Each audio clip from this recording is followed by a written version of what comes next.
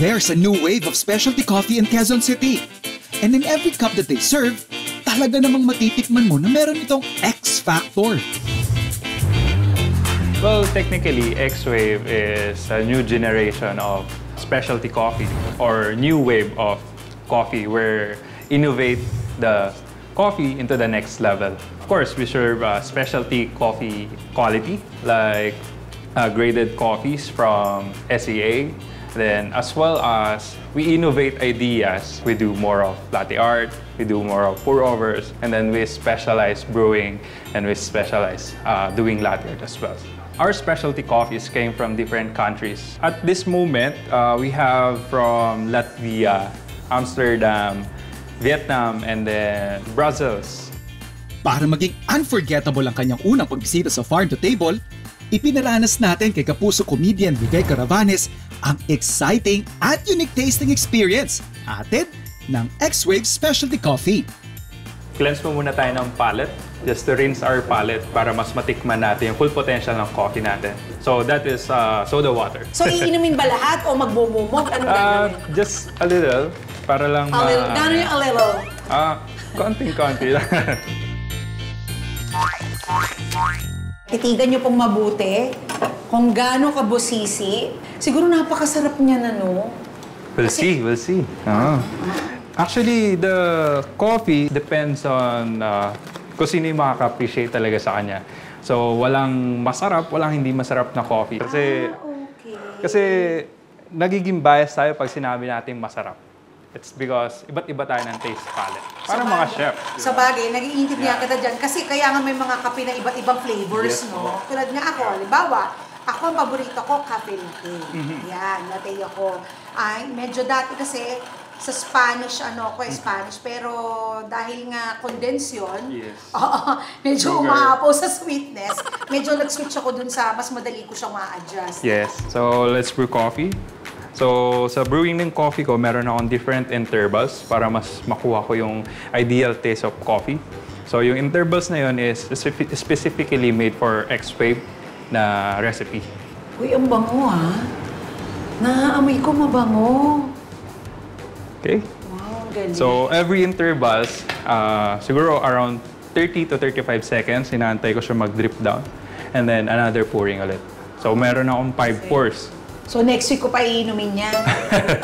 Pero, doon natin siya ma-appreciate after brewing, yung process. Okay, kaya special, no? Yes.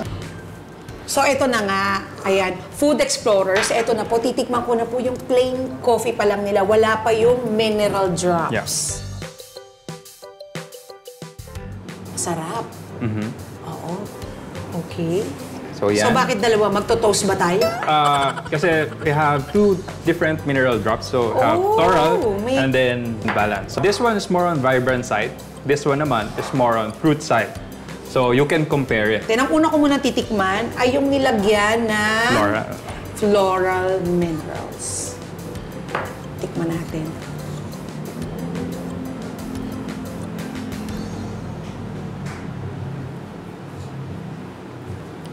Lasang sampagita. Oo, kaya pala floral. Pero masarap na ubus ko, ha? Tapos na-control niya yung strongness ng coffee. And then, ito na po. Ito namang isa. Ayan. And kung balance. saan yung balance naman ang pangalan ng minerals na nilagay niya. Nag-iba siya. Oo, nag-iba din siya. Yes. Again, yung strongness niya bumaba na. Yes. Oo, pero kung papipiliin ako, mas gusto ko to. Yes. At dahil paborito ni Vivek ang lattes, pumasa kaya sa kanyang panlasa ang isa pang bestseller ng X-Wave na Iced Volcano Latte? Kung nakikita yung powder sa ibabaw, activated charcoal daw. Tapos yung black ink, food grade po, ibig sabihin, food coloring. Tapos sa ilalim daw lang daw ang stir. Ay, grabe, ang sarap! Magkano to? Nagde-deliver ba kayo? Oo. Naku, ang sarap po. Yung kanyang creaminess na sumalo dun sa kakaiba nilang kape, masarap na agad. Nagdagdag pa yung kanilang black ink at saka yung kanilang activated charcoal. Ang sarap po, grabe. Try nyo po. The cafe also serves a hot version of their famous drink with matching latte art pa.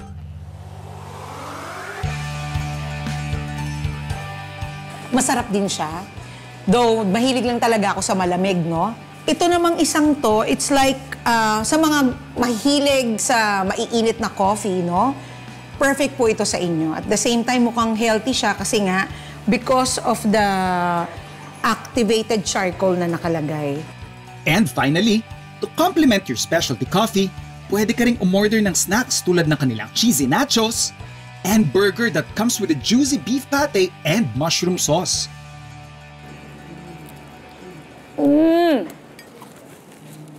Ang sarap. Wala naman nakaibang masasabi, masarap talaga. Perfect lalo pagka pupunta kayo dito, mag-merienda kayo. Achieve. Ang mahilig talagang kumain ng ganito. Naku! Nagbabalik si Viveka Ravanes para naman sa isang all-out food trip sa isang restaurant na patok na kainan at event venue dito sa Quezon City. Coffee shop lang sana siya talaga. And then, ang laki nung area po na renovated na house po. And then, nag-convert na lang po kami through restaurant and then events po. Like mga weddings po, seminars. Usually, yung mga menu po is requested by the owners po. Food Explorers, tara, food trip tayo. Nako, eto, nakitang-kita nyo naman. Ang daming masasarap na pagkain. Hindi ko alam talaga kung anong uunahin ko, no? Itong aking nasa harapan, ito talaga yung medyo, alam mo na sobrang special. Ang tawag nila dito ay rib-eye steak. Locally yung ribeye steak po natin po. Yes po, kaya medyo affordable price po siya. Served with mashed potato, buttered vegetable, and then yung sauce po niya na mushroom gravy sauce po. Siyempre dito kailangan mag-inarte muna tayo. Kailangan yung bakutsi-kutsilong ganyan, oo. Para maramdaman nating maya. Nakaka-LL, ganon. So, ito dapat yung medyo maliit lang ang buka ng bibig para bagay sa kain. Pero siyempre, pag nagpakatotoo tayo, ito talaga dapat yan.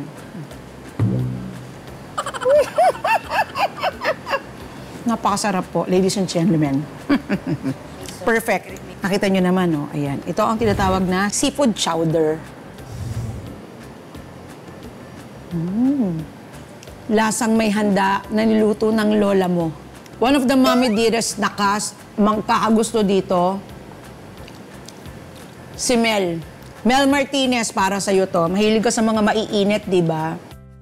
Yung truffle pasta po natin usually, regular truffle pasta lang po na garlic-based po and cream, and then the truffle sauce po, and then Parmesan cheese po, and then with homemade na focaccia bread. So far, ang sarap ng pagkain nyo, ha?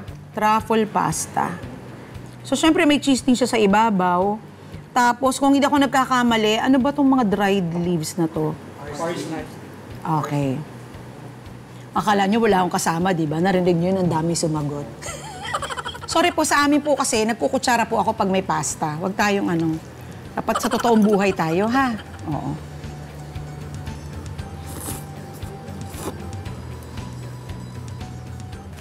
Lasang birthday. Perfect. So, para maiba, ito yung mga nakaka-LL tsaka level up na birthday pagka may puting pasta sa handaan. Alam nyo yan. Since wala naman lumpiang Shanghai dito, so LL ang ating handa. Napakasarap. LL, luwag-luwag, nakakaluwag-luwag. O, syempre, mag-salad naman tayo. Wow, green na green. Tama kayo sa iniisip nyo. Fresh garden salad. So usually, po siya, fresh lettuce, kale, arugula, and then sweet and spicy mango vinaigrette po with fresh watermelon, mango, and then grapes, and then candied walnut, and then Parmesan cheese on top po. Sarap. Siyempre, healthy to. Dapat pagkakain ka ng mga karne, meron ka rin kakainin na gulay. Para sa mga hindi mahilig sa gulay, isang magandang, perfect dish to para sa inyo. Kasi, medyo, alam mo yun, malilito ka, tatanggapin mo yung lasa ng gulay kasi matamis eh. May tamis siya coming from the mango at saka doon sa mga fruits na ibang nakalagay. Tsaka syempre meron siyang candied walnuts. Kaya masarap. May kakamouflage na yung lasa ng gulay, in fairness. Para sa akin ng isang restaurant, ang isang kainan, pagka nakapagbigay ka ng isang magandang potahe ng salad, mahusay ang chef mo. Maganda yung, tawag dito, standard nung, nung kanilang restaurant. Kasi ibig sabihin, yun ang pambalanse. Kasi hindi naman lahat ng restaurant may masarap na guidance.